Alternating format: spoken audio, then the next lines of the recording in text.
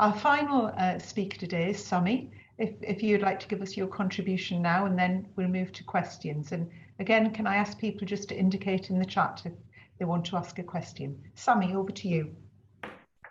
Okay, thank you very much, Julia. Thank you very much for also the speakers before me that made a lot of the work. First of all, I would really like to thank you for inviting me to this very important webinar, and I think it's gaining more and more importance with in the last 2 years, 5 different important reports are echoing what we have as Palestinians been saying for a lot of time, that the Israeli state is becoming an apartheid state. We think that it was established like this, but at least in the last 2 years, with these 5 very important reports coming out from an Israeli human rights NGO, B'Tselem, and then the Human Rights Watch report, and then the very important Amnesty's report that we are discussing now, and also a very important report from the Harvard Law School, and lately the very important work of Michael for the UN. All these important reports are saying the same thing. Israel is applying an apartheid system, by the way, in both sides of the green line, not just in the occupied Palestinian territories, but also within the state and within as if the state borders, because Israel till now do not have a clear border, but also when we are talking about how does the state of Israel deals with its own Palestinian citizens, 20% of the population. And all these very important 5 reports have a lot of details and a lot of definitions and a lot of criteria and a lot of discussion. But to be honest, in the case of Israel, you don't need all these reports. If any stranger would come and just drive his car in the state of Israel from one place to the other, you would see racism and discrimination wherever you go. And there is one line that brings all this racist thing that you are going to see while you are driving in the state of Israel, that whenever you are doing the comparison between the Jewish area and the Arab Palestinian area beside it, you would see that the system is in favoring all the time Jewish supremacy. You don't need to have a PhD in law in order to see the Israeli apartheid. You simply just drive your car in this state, which is having 5 different legal systems.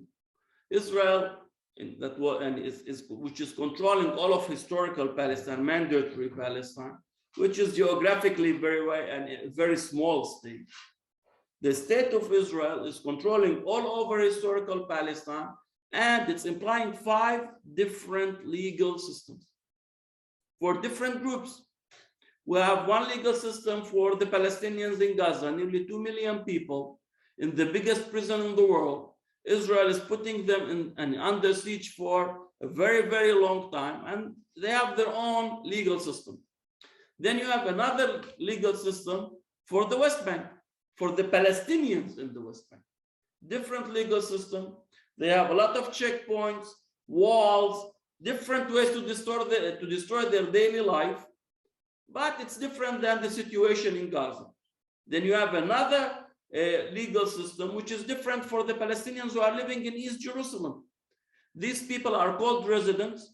They don't have Israeli citizenship.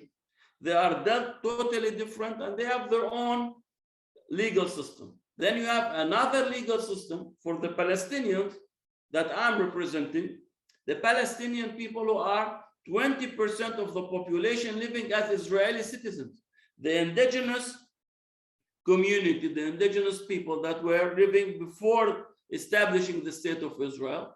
Now we are 1.7 million people, 20% of the population. We have another legal system that Israel is running. But then for the Jews who are spread all over historical Palestine, they have their own legal system that keeps Jewish supremacy wherever you go. Also, if you are a settler in the West Bank or in East Jerusalem, also if you are living in Tel Aviv, as a Jew, you have your own legal system that keeps Jewish supremacy all over the area which was once mandatory Palestine. So Israel, if you choose any definition of apartheid, sits very good in any definition, not just what was used in Amnesty's reports and all the reports. In any definition of apartheid, Israel sits great in these definitions. The political question usually, what can we do in such a case? And mainly when we are talking to British audience, I think, first of all, the British state cannot continue ignoring the responsibility for the Palestinian situation. At least they cannot continue celebrating the Balfour Declaration. This is something which is unbelievable in nowadays, after seeing all the results of what happened from the British Balfour Declaration for the destruction of the Palestinian people and the continuous celebrations of annual celebrations of the British government for the Balfour Declaration. At least they can stop this. And then they can also stop dealing with Israel as a normal state.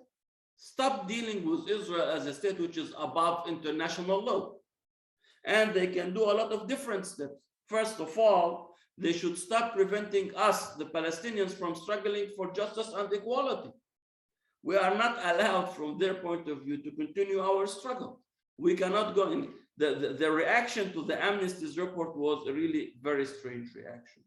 They said that only the court can decide if Israel is applying an apartheid. But in the same time, we are not allowed as Palestinians to take Israel to ICC to have this decision, which is could be clearly proven.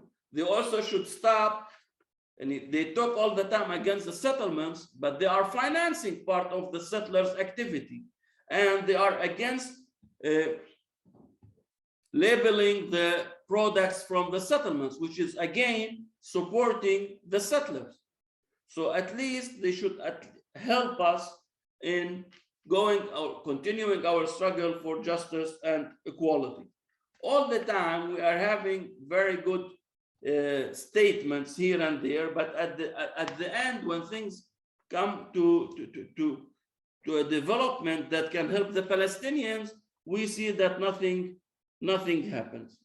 The Jewish state that was established on the ruins of the Palestinian people and the Palestinian state has become a very racist entity. And you are seeing racism all over that is affecting the Palestinian lives all over the world, not just those who are living inside historical Palestine or mandatory Palestine. In the Balad party, my party, we are bringing a totally different solution for the whole issue. We believe in the two-state solution. A Palestinian state living beside the state that we call it the state of all its citizens. We see that Jewish democracy is an oxymoron. This continuous support for a Jewish democracy, probably the politicians who are supporting this did not think much about it, or they don't know about our existence. 20% of the population inside Israel, we are not Jews. Keeping Jewish supremacy means that we cannot ever become equal citizens in the state. For this, we have developed a different political solution. It's very easy. We just want to change Israel into a normal democracy. We call it the state of all its citizens. Our solution is based on human rights, on justice and equality for all. We acknowledge the self-determination right for the Jewish community that are living in historical Palestine. And we believe in all the rights. We just need them to acknowledge our identity as a national minority, as Palestinians, which they are still refusing to acknowledge it till today. And we want to develop with them a normal democracy. We call it the state of all its citizens. There is nothing new or too brilliant about this. We just want to have a normal democracy which is not established on race or on ethnic identity.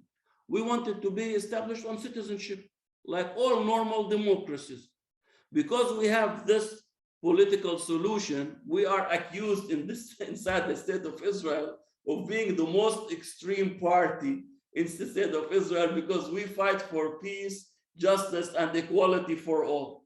Whether you are a Jew, a Muslim, a Christian, an atheist, an Arab, all the citizens should be dealt in an equal way and take their rights because they are citizens, not because they were born to this race or to that race.